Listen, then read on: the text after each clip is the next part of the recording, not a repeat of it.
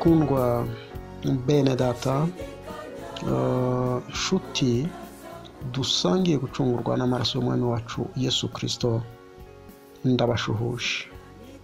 Ni umuvandimwe wanyu Pasiteri Theophile Rugomoka. Nongeye kugira umugisha wo kuvugana namwe, kandi namwe bibabera umugisha. Reka tubanze dusenga Imana. Mana yo mu ijuru, muremyi w'ibiriho, ibizwi n'abantu n'ibitazwi n'abantu, shimirwa uyu mwanya uduhaye. Humugisha abantu bose bagiye kuba muri uyu mwanya. Humugisha ijambo ugiye kutugezaho. Umwuka wawe wera arishorereshe imbaraga nyinshi, ritwubake, ritureme bundi bushya. Turagushimiye ko ushobora kurikoresha umumaro munini usumba uwo twebwe twatekereje, mu izina ryera ry'umucunguzi wacu Yesu Kristo, amen. Reka rero twihuse duhite dusoma amagambo y'Imana. Turahera mu butumwa bwiza ko bwanditswe na Luka, igice ni icya 17. Turasoma umurongo wa 5. Luka 17 umurongo wa 5. Haranditse ngo, maze intumwa zibwira umwami Yesu ziti, twongerere kwizera. Twongere dusome muri ubwo butumwa bwiza. Noneho igice c'18 twasome umurongo w'8. Ndababwira yuko izazirengera vuba, ariko umwana w'umuntu naza, mbese azasanga kwizera kukiri mu isi? Murankundira dusoreze kuri uyu murongo uri mu gitabo cy'Itangiriro ku gice cya 15. Turasoma horeka dusome duhereye ku murongo wa 1 dusoreze ku wa 6. Hanyuma y'ibyo ijambo ry'Uwiteka riza kuri Aburamu mwiyerekwa riti, Aburamu witinya, nigenga bigukingira, uzagororerwa ingororano ikomeye cyane. Aburamu aramubaza ati, mwami Uwiteka, uzangororera iki ko ngenda ndincike, kandi uzazungura urugo rwanjye ari Eliyezeri umunyadamasiko? Ati, dore nta rubyaro wampaye, kandi uwavukiye mu rugo rwanjye azaragwa ibyanjye. Maze ijambo ry'Uwiteka riza kuri we riti, uwo si uzaragwa ibyawe, ahubwo uzakomoka ku rukiri rwawe niwe uzabiragwa. Aramusohokana aramubwira ati, rarama urebe ijuru, ubare inyenyeri, niba wabasha kuzibara. Ati, urubyaro rwawe niko ruzangana. Nuko yizera Uwiteka, abimuhwaniriza no gukiranuka. Nashakaga cyane uyu murongo wa 6. Nuko yizera Uwiteka, abimuhwaniriza no gukiranuka. Imana nishimwe cyane. Reka duse n'abatekereza cyane kuri iri jambo kwizera. Ni ikigombero gituma umuntu yemerwa n'Imana. Uwizera yemerwa n'Imana. We abagize umugisha arizera, ariko uko kwizera kukamuhesha kwemerwa no kwakirwa n'Imana. Ni iki gituma abigishwa 12 b'umwami wacu Yesu Kristo bihereranye nawe baramusabye, barasenze isengesho rigufi cyane. Twasomye muri Luka igice cya 17 umurongo wa 5. Baramubwira bati, mwana twongerere kwizera. Kwizera kugomba kuba gufitanye ikibazo n'ibihe. kuko umwami Yesu Kristo muri Luka nanone 18 ku murongo w'8 dusanze avuga ati ariko igihe umwana w'umuntu azagarukira ahari hazaba haciye iminsi azasanga kwizera kukiri mu isi. Ibi nabyo birasa n'ibyenda gusobanura ko gutinda kw'ibihe, ibihe bigeraho bikaba byatuma kwizera kugira ikibazo, kugahubangana, kukagira ingorane. Ni ibintu tuza kurebera hamwe. Ariko mbere ya byose reka tubanze tumenye ni kuki kwizera gufite ireme riremereye ringana ritya. Mu isi yacu isanzwe yababaho, mu isi ifatika, mu isi y'ibifatika, mu isi y'ibirebeka, mu isi y'ibiboneka, le monde physique, dushyikirana n'ibirimo byose binyuze mu byiyumviro cyangwa se mu byiyumvo Imana yahaye abantu, bituma bashyikirana bagasabana n'ibiri mu isi. Hari ibyumviro bitanu: amaso atuma tureba,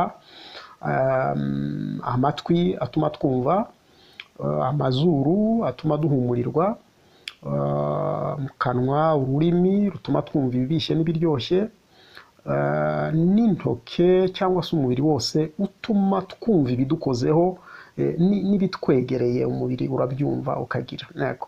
Ibyo byose bidufasha kuba muri iyi si.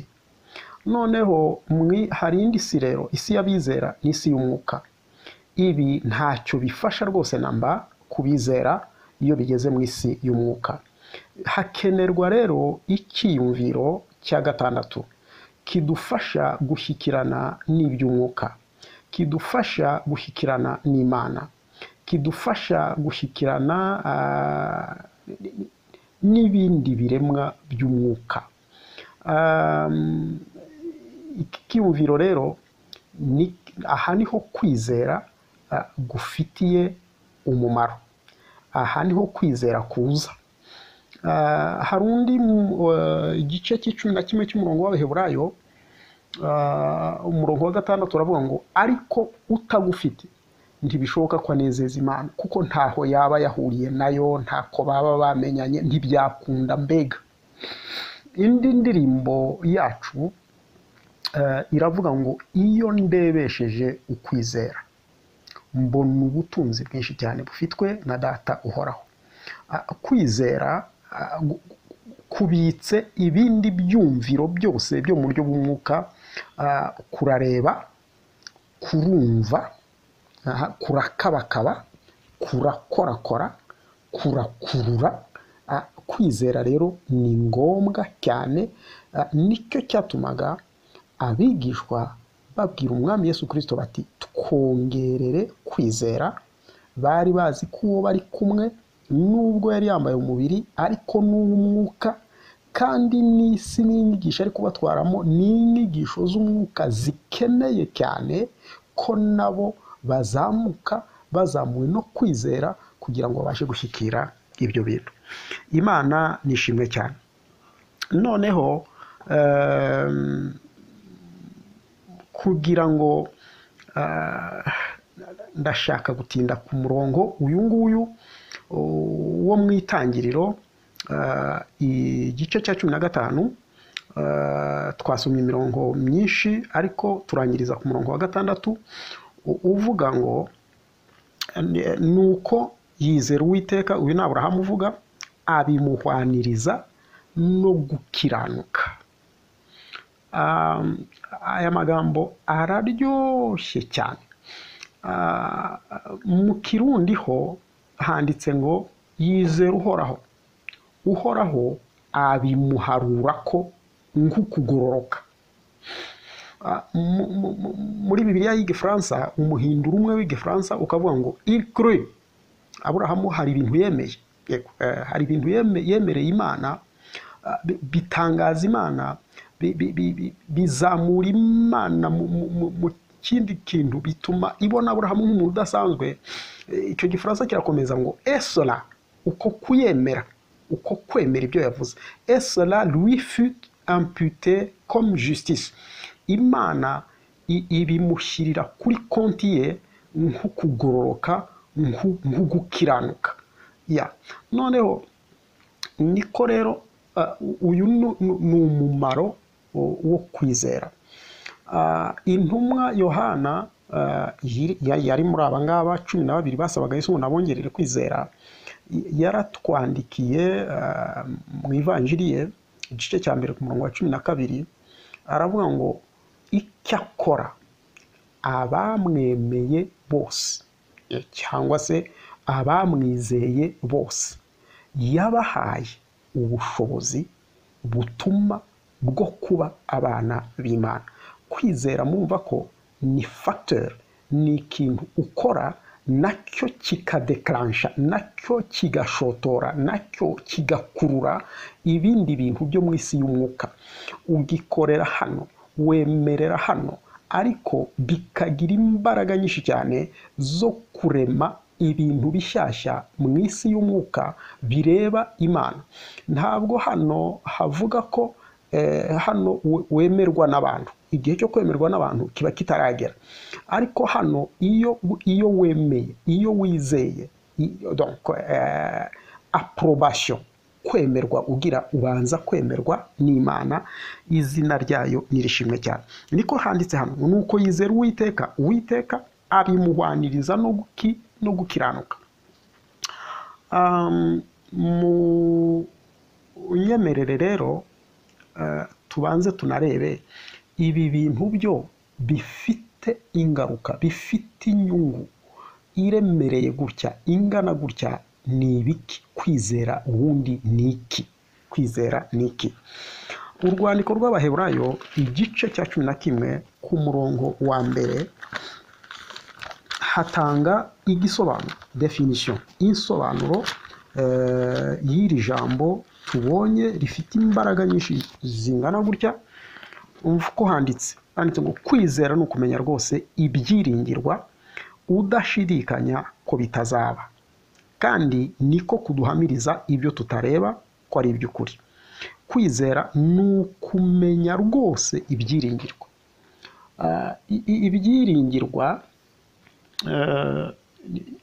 Ibyiringirwa ni ibintu nyine ntibishidikanywa, kubera ko byavuzwe hano. Hari ihishurirwa rikomeye cyane ribwira uwizera ngo ibi bintu byavuzwe n'idashobora kubeshya, byavuzwe n'idashobora kwisubiraho, byavuzwe n'itagihinduka, nta n'agacucu igira ko guhinduka. Ubwo rero yabivuze ni ukuri, nanjye ndabyakira nk'ukuri. Ikintu gikomeye cyane, ubundi abantu ntibakunda kugira Imana ikizera. Benshi cyane mu isi ntabwo bagirira Imana ikizera. Iyo Imana ibonye umuntu uyifitiye ikizera birayitangaza cyane, irumirwa ikavuga ati sinari mbizi ko mu bana b'abantu, ko muri bene Adamu na Eva hashobora kubonekamo umugabo ungirira ikizere akemera ibintu mvuga ko ari ukuri. Niki ariko gituma abantu badakunda kwemera ibi bintu? Nuko turabibonye ni ibintu, kandi niko kuduhamiriza ibyo tutareba ko ari iby'ukuri. Nuko abantu twabonye ko ni abantu b'umubiri, ni abantu bari mu isi y'ibifatika, ni abantu baturanye n'ibifatika, ni abantu bavukiye mu bintu bifatika, ni abantu bakuriye mu bintu bifatika, ni abantu barya ibintu bifatika, ni abantu bambara ibintu bifatika, ni abantu bareba ibintu. Noneho kubatwara rero mu yindi si y'ibintu bidafatika, y'ibintu bitarebeka, y'ibintu bidakorwaho birabananira cyane. Iyo Imana ibonye rero umuntu ubyemera akabyakira, nubwo bidafatika, nubwo bitarebeka, nubwo bidakorwaho, Imana iratangara cyane. Uyu muntu ngo ikamubaraho agahabwa, ikamubaraho ibintu bikomeye cyane. Mbere ko dusoza aka gace ka mbere, muranyemerera nanone turebe ingoma za kabiri, igice cya 16. umurongo w'icyenda handitse ngo kandi amaso y'Uwiteka ahuta kureba isi yose impande zose kugira ngo yerekane ko ari umunyamaboko wo kurengera abafite imitima imutunganiye. Amaso y'Uwiteka ngo ahora irayararanganya kureba ako kanya mu mfuruka enye z'isi ngo irebe ko yabonamo umuntu uwo mu bantu wemera wizera wakira ibyiringirwa ibyavuzwe n'Imana akabiha agaciro akabyakirana ikizere, hanyuma mwene uwo muntu ngo Imana nayo ihita ihaguruka kuza kumushyigikira, izina ryayo nirishimwe. Amina, haleluya.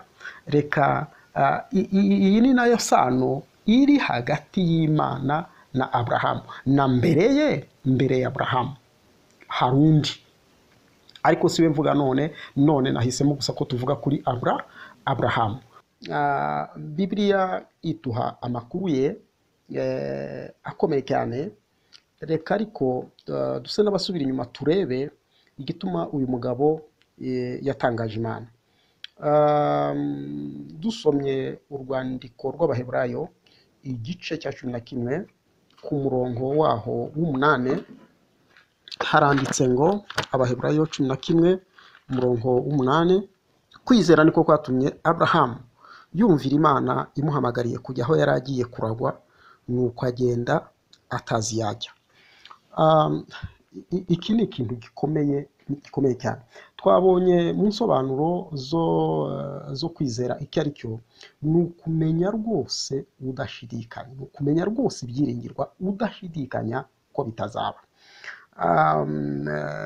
Byagora muri iki gihe kwigisha kwizera muri za kaminuza ziri profane, kubera ko aho isomo rya mbere ry'umunyeshuri wo muri kaminuza, ibintu bamwigisha bwa mbere ni uguhinyuza ibyo abwiwe, toute vérité, ukuri kose umuntu agomba kubanza kuguhinyuza muri doute scientifique, muri doute cartésien. Ni ngombwa ko ibyo ubwiye ubanza ukabihinyuza ukareba niba ari ukuri, niba utagiye muri erreur. Ariko muri ibi bintu byo kwizera byo siko bimeze. Iyo ugiye mu ibyo ntabwo ukinejeje Imana. Aburahamu rero mu bintu nanjye bintangaza cyane, ngo uwe Imana imaze kumubwira kugenda ntabwo yari azi iyo agiye, ariko aravuga ngo ubwo imbwiye ngo ngende ndayigirira ikizere. Ibyo imbwiye ni ibyiringirwa, ni ibyizigirwa, ntabwo yanyobya. Ubundi iyo kwizera kwaje, iyo kwizera kwahumuye, umuntu agirira ikizere gikomeye cyane ivuga idashobora kubeshya. Imana nayo igatangazwa n'uwo muntu uteye atyo, uyigiriye ikizere. Ntabwo rero Aburahamu yasabye de garantie, inshinga ati uru rugendo yaba ari risque, ubwo ari risque rero no reka mbanze nsabe za garantie. Mu kwizera ntabwo dusaba za garantie, oya. Bibiliya hano rero irasetsa ngo agenda atazi yajya. Ibi bintu turaza gukomeza tubirebe neza. N'intumwa nazo aha hantu iki cyangombwa, iki kigombero zari zicyujuje, nubwo zasenze gutya zikabwira Yesu ziti, mwami rero turagusaba kutwongerera ukwizera, ariko ikigombero cya mbere cyo kwemera ibyiringirwa zari zaragikoze, zari zararangije. Nahoze mbireba biransetsa cyane, mwumve ukuntu nabo batasabaga amagaranti. Matayo igice cya 4 ku murongo w'18 kugeza ku wa 20 haranditse ngo, agenda iruhande rw'inyanja y'i Galilaya abona abavandimwe babiri, Simoni witwaga Petero na Andreya mwene se, barobesha urushundura mu nyanja kuko bari abarobyi. Arababwira ati, nimunkurikire nzabagira abarobyi b'abantu. Uwo mwanya basiga inshundura baramukurikira. Ndaba bagabo nari kubaza abantu barobwa mu yihe nyanja kandi barobeshwa izihe nshundura, ariko aba bagabo Bibiliya iratubwiye ngo uwo mwanya basiga inshundura baramukurikira. Aba nabo bari bafite kwizera. Reka dusome nanone umurongo wa 21 ndetse no 22. Yicumye imbere abona abandi bavandimwe babiri, umwe ni Yakobo mwene Zebedayo na Yohana mwene se, bari mu bwato hamwe na se Zebedayo bapfundikanye inshundura zabo, arabahamagara. Uwo mwanya basiga ubwato na se baramukurikira. Aba nabo baratangaje cyane, banahise basiga se barigendera, nabo badasabye za garanti. Ndetse Matayo igice cya 9 ku murongo w'9 naho haranditse ngo Yesu avayo akigenda abona umuntu witwaga Matayo yicaye aho yakoresherezaga ikoro. Uyu yari umusoresha wa leta y'Abaromani, percepteur d'impôt, cyangwa se yari umukozi wa Roma Revenue Authority.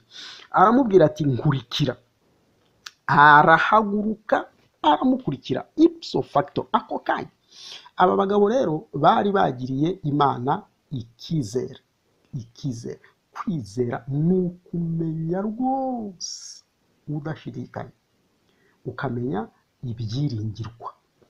Ibi byiringirwa Pawulo abigarukaho. Ibyiringirwa ni ikintu gikomeye cyane, ko Pawulo abigarukaho mu rwandiko rw'Abefeso igice cya mbere ku murongo w'18 n'19, natwe adusaba kumenya ibyo twiringira, kuko ntabwo dushobora gushyira kwizera kwacu mu bintu bitari ibyiringirwa. Tugomba gushyira kwizera kwacu mu byiringirwa byonyine. Hano umva uko Pawulo aduhugura kugira ngo hataba hagira umuntu utera intambwe itariyo agashyira kwizera kwe mu bintu bitari ibyo kwiringirwa. Reka dusome umurongo w'18 ndetse n'uw'19. Ngo amaso y'imitima yanyu abone uko ahweza, mumenye ibyo mwiringizwa n'iyabahamagaye, mumenye n'ubutunzi bw'ubwiza bw'ibyo azaragabera, mumenye n'ubwinshi bw'imbaraga zayo butagira akagero, iziha twebwe abizeye nk'uko imbaraga z'ububasha bwayo bukomeye ziri. Ikintu nashakaga hano cyane ni uko amaso yacu twebwe abizera, amaso y'imitima yacu, amaso y'imbere, amaso ataray'inyuma, ahweza, ahumuka mu buryo bw'umwuka, tukamenya ibyo twiringizwa n'iyaduhamagaye. Ntabwo ari ibyo twiringizwa n'abantu, ni ibyo twiringizwa n'iyaduhamagaye. Ibi bintu rero ni ibintu bikomeye cyane, ni za asize ziremereye umuntu agomba kuba yicayeho. Ibyiringirwa rero, ikintu ntekereza cyatumye ababigishwa basaba Yesu bakamubwira bati utwongerere kwizera, nuko aba bantu bari basomyi ba Bibiliya, bari abagabo bize isezerano rya kera, bari bazi ko iminsi igihe kigera kigahinyuza ibyiringirwa. Igihe gishobora kwepruva, igihe gishobora kwepruvi, igihe gishobora kunaniza, igihe gishobora kujisha ibyiringirwa cyangwa se ibyasezeranijwe. Hano rero urwandiko rw'Abaroma rurasa n'urutubwira ikibazo cyari cyabaye cyatumye Imana ibwira Abrahamu ya magambo akomeye cyane. Iramubwira iti kubera kunyizeye, ibi bintu mbihaye agaciro, ibi bintu ndabiremereje, ibi bintu mbyongerereye icyo abaswahili bita thamani, mbyongerereye imbaraga, ibi bintu ndabikujije cyane. Kwizera unyizeye, ibi ndabikunganyiriza nuko ubaye umukiranutsi, ndabikubaraho nk'ubukiranutsi, kuko ubundi si ibyo kwemerwa, si ibyo kwizerwa, si ibyo kwakirwa n'umuntu w'inyama n'amaraso. Abaroma 4, urwandiko rw'Abaroma igice cya 4, dusome umurongo wa 19. Kandi nubwo abonye umubiri we umaze gusa n'upfuye, kuko yari amaze imyaka nk'ijana avutse, akabona na Sara yaracuze, kwizera kwe ntikuragacogora. Ngiki ikibazo cyari cyabaye muri cya gice cyacu twasomye, Itangiriro 15, kuva ku murongo wa 1 kugera ku wa 6. Iki gitondo Imana yaje gusura Aburahamu, bagiranaga umushyikirano, bari basanzwe babana.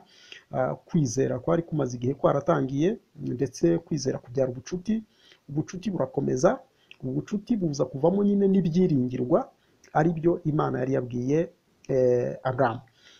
Hanyuma mu gitondo ije kumusuhuza, Aburahamu ntiyabyakira neza. Haranditse mu buryo bugize ngo, hanyuma y'ibyo ijambo ry'Uwiteka riza kuri Aburahamu mu iyerekwa riti, Aburahamu witinya, ni jye ngabo igukingira, uzagororerwa ingororano ikomeye cyane. Aburahamu aramubaza ati, Mwami Uwiteka, uzangororera iki ko ngenda ndi incike, kandi uzazungura urugo rwanjye ari Eliyezeri umunyadamasiko? Hano iminsi yari yahinyuje ibyiringirwa. Dusomye mu Baroma 4:19, uko iminsi yari yatumye Aburahamu yibona ngo, kandi nubwo abonye umubiri we umaze gusa n'upfuye. Imana yari yarabwiye Aburahamu ko azabyara umwana, uwo mwana akaba umugisha, ndetse si n'umwana umwe yari yamubwiye ko azabyara rwose, akuzura isi, akuzura igihugu, akagira abantu benshi cyane. Aburahamu hano rero yegereje imyaka 100. Bibiliya iravuze ngo umubiri we wari umaze kumera nk'upfuye. Umuntu wapfuye, ikintu gipfuye ntikiba kigishoboye kwireproduiza, ntikiba kigishoboye kubyara. Hano Aburahamu yari yahebye, yari yahebuye, yari yihebuye. Ubwe arebye umubiri we w'abagabo, yabonye upfuye utagishobora kubyara. Yaganiraga na Sara kuko bari basangiye ibyiringirwa. Sara we yari amaze igihe yaracuze, nawe nubwo yari agihagaze, ariko nawe yari ameze nk'upfuye, ikintu gipfuye ntigishobora kubyara. Nuko bo rero bafata umwanzuro, baravuga bati, bya byiringirwa byacu ntabyo, byahirimye, iminsi yabitembagaje, ibihe bibikuyeho, nta bihari, ahubwo tuganire turebe uko ibintu bizagenda. Aburahamu yari umukire cyane. Ubukire bwe rero akibaza ukuntu bizaribwa n'inkungu n'inyoni, niko Abanyarwanda bavuga. Afata ikemezo. Yari afite umugaragu mwiringirwa witwa Eliyezeri ukomoka i Damasiko. Aramufata, amukorera testament, amukorera umurage, amuha droit, amuha uburenganzira, amuha impapuro zemewe n'amategeko. Ati, ni wowe uzazungura ibintu by'urugo rwanjye, aho kugira ngo bizasandare. Aha rero Imana ije gusura Aburahamu, isanga icyo kibazo Aburahamu yaragikemuye gutyo. Hanyuma Imana iramuhakanira, amubwira iti, oya Aburahamu, nubwo wageze iyo, nubwo iminsi iguhinyuje, nubwo iminsi isa n'iguhiritse, ariko ngewe ndacyahagaze ku byo nakubwiye, ndacyahagaze ku byo navuze. Siko bizagenda, ahubwo umwana uzabyara, umwana wo mu rukigi rwawe, umwana uvuye mu mpyiko zawe, uwo niwe uzaragwa ibintu byawe. Aburahamu ngo nabwo atinda kubyumva. Atinze kubyumva, nta muntu wari kumwemeza ibi bintu. Ubwe mu bwenge bwe yari yashyizemo ati, nta radiography yapima ngo ibyemeze, yewe nta MRI yapima ngo ibyemeze, nta kintu rwose, ntabyo arabona, nta na scanner yewe. Ni ibintu byarangiye. Nuko kuri Aburahamu nuko bimeze. Ariko Imana iramubwira iti, no, komeza wizere, komeza ibyiringirwa, niko bizagenda. Aburahamu ngo abona ntari kwemera. Imana aramubwira iti dusohokane, barasohokana. Aramubwira ati reba ijuru, ararireba, baraziriya nyenyeri, Aburahamu aramubwira ati ntawazibara. Imana iramubwira iti ngewe nongeye kubikubwira, niko urubyaro rwawe ruzangana. Aburahamu aramubwira ati mbabarira kuba nari maze iminsi kwizera kwanjye kwaratembagaye kwarahirimye, mbabarira, nkugiriye icyizere, ubwo bivuze niko bizaba.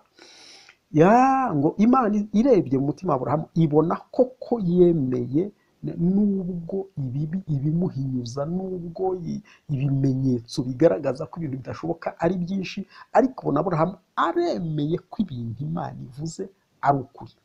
Imana ngo iramubwira iti okay, kuba ubyemeye, haleluya, kuri konti yawe y'ubugororotsi nshyizeho full 100%. Yego, Imana ngo uko kwemera kwa Aburahamu Imana yabimubazeho nk'ubugororotsi, niko abarundi bavuga. Mu kinyarwanda bavuga ngo ibimuhwaniriza no gukiranuka. Donc kwizera egal gukiranuka. Izina ry'Imana nirishimwe cyane. Hanyuma mu gifaransa twabonye ngo uko kwizera et cela lui fut imputé comme justice, byagiye kuri konti ya Aburahamu y'ubukiranutsi. Imana ivuga ngo ke guhera none ahangaha ndakubara mu bakiranutsi. Imana nishimwe. Haleluya, haleluya, haleluya, haleluya. Ariko reka tubanze tunarebe ikindi kintu kimwe nanone kuri Aburahamu. Dusubire gatoya mu bihe Aburahamu yari ahagazemo. Urwandiko rw'Abaroma rurabitubwira neza, cya gice cyacu cya 4, dusubire ku murongo w'19. Kandi nubwo abonye umubiri we umaze gusa n'upfuye, kuko yari amaze imyaka nk'ijana avutse, akabona na Sara yaracutse, kwizera kwe ntikuragacogora. Umurongo wa 20 uravuga ngo ahubwo abonye isezerano ry'Imana, ibi abonye ibyiringirwa, ntiyashidikanishwa no kutizera, ahubwo akomezwa cyane no kwizera, ahimbaza Imana, amenya neza yuko ibyo yasezeranije ibasha no kubisohoza. Nicyo cyatumye bimuhwanirizwa no gukiranuka. Haleluya. Ariko niki cyabaye? Niki cyabaye? Hari ikindi kintu kwizera kwacu. Abigishwa basenze babwiye umwami bati twongerere kwizera. Ni ukuvuga ko kwizera ni marche, ni urugendo. Kwizera hari umunsi kuvukaho. Kwizera ndetse kurakura. Kwizera ndetse kurasagamba. Kwizera ndetse kurabyibuha. Ariko tubonye ko ibihe bishobora kuzonga, ibihe bishobora konona kwizera k'umuntu, kugasa n'ugusitaye, kugasa n'ugusubiye inyuma. Hano Imana ishimwe. Ababigishwa basenze neza cyane. Hano turasubira mu gitabo cy'Itangiriro igice cya 17 ku murongo umurongo wa 5 n'uwa 15. Igitabo cy'Itangiriro ibice ni 17 umurongo n'uwa 5. Hano nyuma y'ibi biganiro Imana ivuganye na Aburahamu ku murongo wa 5 w'igice cya 17, kandi amubwira ngo kandi ntuzitwa ukundi Aburamu, ahubwo wiswe Aburahamu, kuko nkugize sekuruza w'amahanga menshi. Ku murongo w'15 hakandikwa ngo Imana yongera kubwira Aburahamu iti Sarayi umugore wawe ntukamwite Sara ukundi, ntukamwite ukundi Sarayi, ahubwo ujye umwita Sara. Aya mazina Aburahamu na Sara ni amazina akomeye cyane, kuko Aburahamu bivuga sekuruza w'amahanga menshi, na Sara nawe bikavuga nyina w'abana benshi, nyirakuruza w'abana benshi. Kandi aha Imana ibahaye aya mazina rekada, nta kintu kiraba, nta kintu kirashoboka, nta kintu kiratungana. Ahubwo hano birasa naho Imana ibigisha kwatura neza, kuvuga neza mu bihe bibi, mu bihe bikomeye. Ntitwemerewe guhindura imvugo ngo tuvuge, ngo twature, ngo twirirwe turirimba ibintu binyuranye n'ibyiringirwa, ibintu binyuranye n'ibyizerwa. Nubwo iminsi ari mibi, nubwo ibihe ari bibi, ariko dutegekwa gukomeza kwatura, dutegekwa gukomeza kuvuga ibyizerwa n'ibyiringirwa. Hano rero Imana yavuganye na Aburahamu hashize imyaka koko 25 yose. Imana imubwiye ibintu, none iminsi iramucongoje, uruhara ruramwereka ko ibintu bitagikunze, ubwanwa bwaje mw'imvi buramwereka ko ibintu bitagikunze, kwangirika kw'ingingo ze zororoka, arabona ari ikibazo gikomeye cyane gituma iby'Imana yavuze bidashoboka. Na Sara nuko yarahetamye, na Sara nuko ibintu biranga ko umubyeyi yabyara nta bigihari. Koko ibi byose ni ibimenyetso byatuma kwizera gucogora, ariko Imana ibwiye Aburahamu iti wowe komeza kwatura kuri sekuruza w'abana benshi, ubwire na Sara nawe akomeze kwatura ko ari umubyeyi, ko ari umubyeyi w'abana benshi. Ntimunavuge ko bizaba, muvuge ko bihari, kuko kwizera ni ukumenya rwose ibyiringirwa udashidikanya ko bitazaba, kandi kwizera ni Haleluya, kuduhamiririza yuko ibintu bidahari mu kuri bihari. Imana rero yanezererewe uyu mugabo cyane, kuko bamaze kuganira gutya, dusubire mu rwandiko rw'Abaroma igice cya 4 ku murongo w'17 haranditse uku kwizera, uku kwatura kwahinduye imyumvire ya Aburahamu, bigera ngo nk'uko byanditswe ngo nkugize sekuruza w'amahanga menshi. Imbere y'iyo yizeye niyo Mana izura abapfuye, ikita ibitariho nk'aho ari biriho. Haleluya. Aburahamu yageze kuri iki kigero cy'imyumvire, yageze kuri iki kigero cy'imyizerere cyo gutekereza ko Imana izura abapfuye. Nubwo meze nk'uwapfuye, ariko Imana ishobora kunzura. Nubwo ibintu byanjye bimeze nk'ibyapfuye, ariko Imana ishobora kubizura, kuko ni ibyiringirwa, yarabimbwiye, yarabivuze. Kandi ngo Imana, haleluya, yavuze ko ibintu bitariho burya kuri yo birahari. Ni ngewe utaruzi umwana, ni ngewe utaruzi abuzukuru, ni ngewe utaruzi abuzukuruza, ariko Imana yambwiye ko yo iyo ndebye imbonamwo abana, imbonamwo abuzukuru, imbonamwo abuzukuruza. Haleluya. Nange rero ndabyemeye ko iteye ityo. Ubwo mubyemeye ko iteye ityo, nigiriye ikizere, izina ryayo nirishimwe. Haleluya, haleluya, haleluya, haleluya. Yego wa Mana we. Noneho umurongo wa 20 haranditse ngo ahubwo abonye isezerano ry'Imana ntiyashidikanishwa no kutizera, ahubwo akomezwa cyane no kwizera, ahimbaza Imana, amenya neza yuko ibyo yasezeranije ibasha no kubisohoza. Nicyo cyatumye bimuhwanirizwa no gukiranuka. Umurongo mwiza cyane 23. Icyakora ntibyanditswe ku bwe yuko byamuhwanirijwe no gukiranuka, ahubwo no ku bwacu abazabiheshwa nuko twizeye yazuye Yesu umwami wacu. Natwe nuko n'abigishwa nicyo basabaga, nabo nicyo bari bagendereye babwira umwami Yesu Kristo bati twongerere kwizera. Haleluya, twongerere kwizera. Aba bagabo nabo bari barizeye umwami Yesu Kristo, na risike nk'iza Aburahamu bari barazikoze badasabye ibigombero.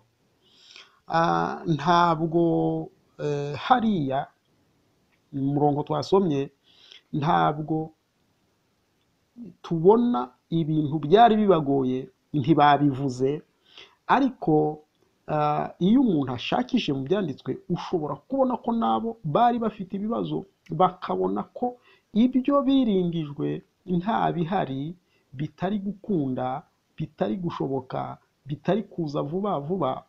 Yego, ariko si cyo tugendereye nonaha kuvuga.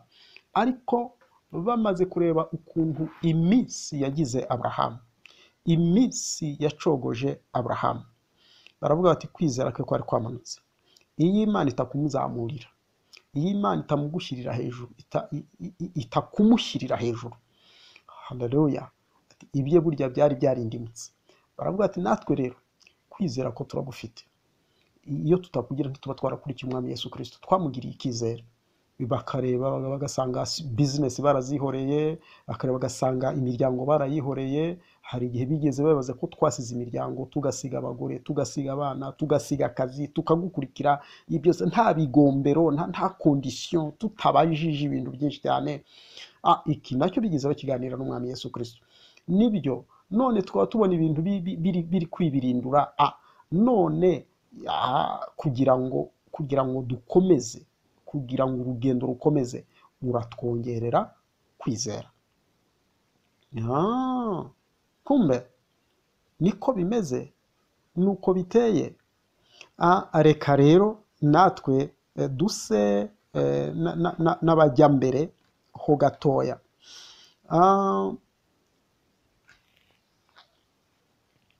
Wowe se bimeze biti? Igihe watangiraga kwizera, ibintu byari shapu, ibintu byari byiza cyane, ibintu byari barabara, ibintu byari uburyohe, niko abana b'iki gihe bavuga. Ariko muri ino minsi urabona ko byajemo kidobya, urabona ko ntabwo bikiri ku murongo w'indinganire. Ndetse utangiye kwibaza ibintu byinshi cyane. Aburahamu we ibibazo yari afite byari ibibazo byo mu mubiri we, byari ibibazo byo mu buryo bw'imyororokere. Nta kibazo cy'ubukungu yari afite. Aburahamu yari umukire. Nta n'ikibazo cy'ubuzima yari afite, nubwo yari afite imyaka myinshi, ariko yari très bien portant. Ubuzima bwe nta kibazo bwari bufite. Yari afite abagaragu, afite n'abaja.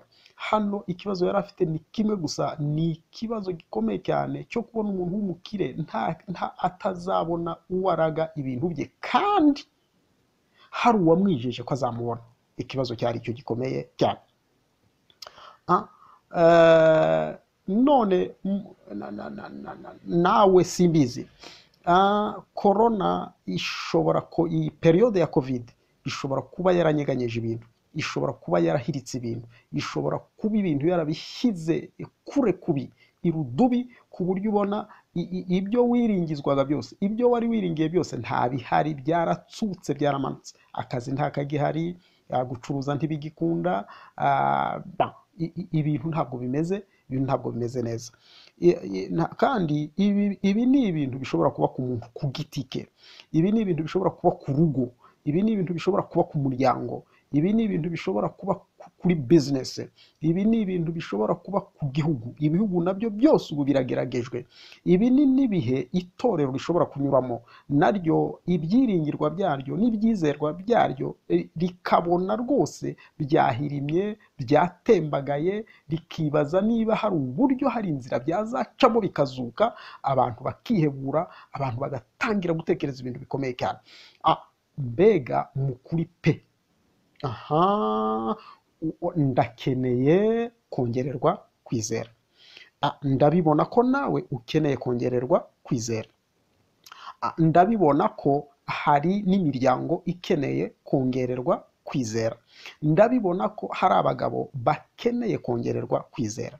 Ni ibintu bigaragara ko hari abagore bakeneye kongererwa kwizera. Ni ibintu biboneka bidahishe ku itorero ku isi yose rikeneye kongererwa kwizera, kugira ngo rigume mu mbaraga zabyo, rigume no mu kwatura kwaryo kwiza. Aburahamu we yari yabwiwe kuriya kuntu. Hari ukuntu twabwiwe mu itorero ryo kwatura. Hari konfesiyo ya gikristo iravuga ngo njye ndi umukristo, haleluya, nzahora ndiwe mu bintu byose ngeze no kugupfa.